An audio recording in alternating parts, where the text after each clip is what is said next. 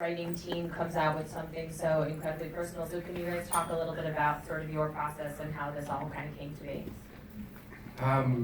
The earliest seeds of it are intensely personal. I lost my own mom about 9 years ago, and I come from a Reformed Jewish background, which is obviously not Hasidic. And I spoke with somebody a couple of days ago who said that their dad used to call the family deformed Jews, and that's maybe Jews.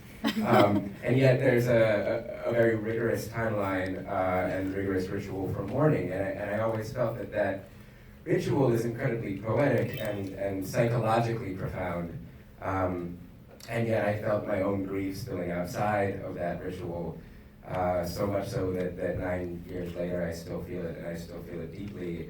But I'm not resentful for that grief. I'm grateful for it in the ways in which it's inside of me, in the ways in which it evolves, in the ways in which it keeps my relationship with my mom alive. And on the same token, I never felt comfort in my mom's grave. There's only this awareness that this biological entity that was once my mom is 6 feet below. I feel her in my life. I never felt her there.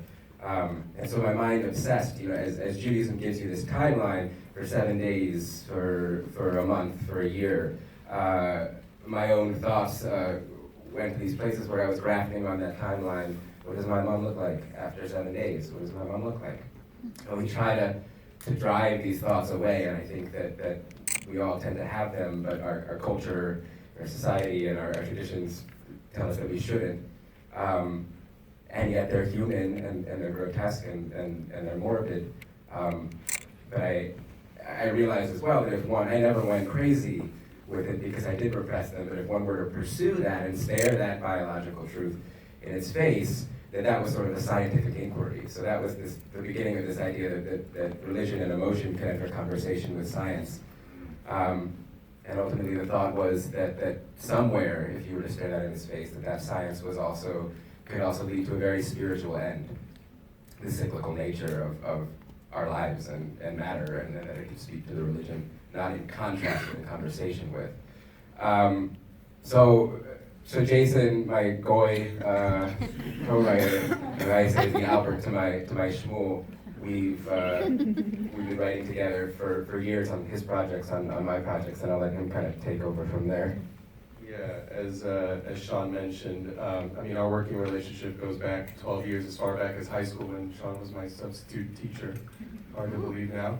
But yeah, when Sean proposed this idea to me, how could I not resist? Death is a subject that I think we all think about and obsess about in our own ways. I know I do, and I immediately was really struck by, I think, how universal this whole story could be. I was really, really just excited by what I saw as a potential it's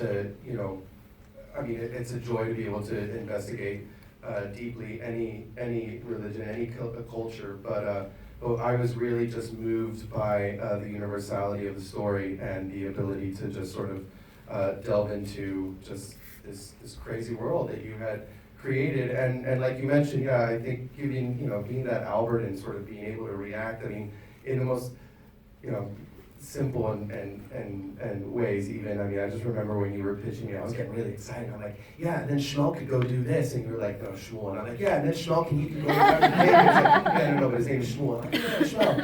And just that is a simple, small nugget. But it was just so much fun really writing this. And we don't consider ourselves comedic writers, but I think just delving in this together and seeing that just. No, they were all laughing, so